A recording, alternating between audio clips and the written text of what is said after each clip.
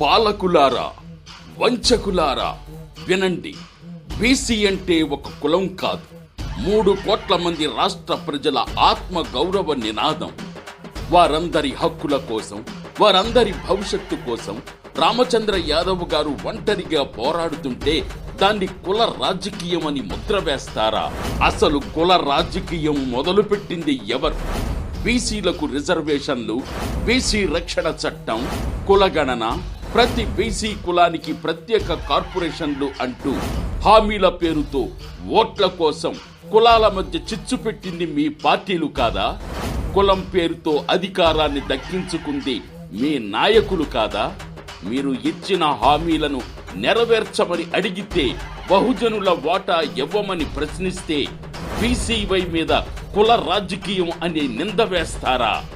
గుర్తుంచుకోండి, ఇది BCY party మీద వేస్తున్న ముద్ర కాదు, మీ చాతకానితనానికి వేసుకుంటున్న ముసుగు.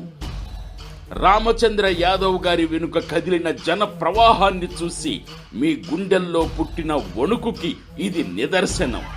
ఎవరెన్ని కుట్రలు చేసినా కాపు, బీసీ, ఎస్సీ, ఎస్టీ, మైనారిటీలంతా ఏకమై రాజ్యాధికారాన్ని చేపట్టే సమయం ఆసన్నమయ్యింది.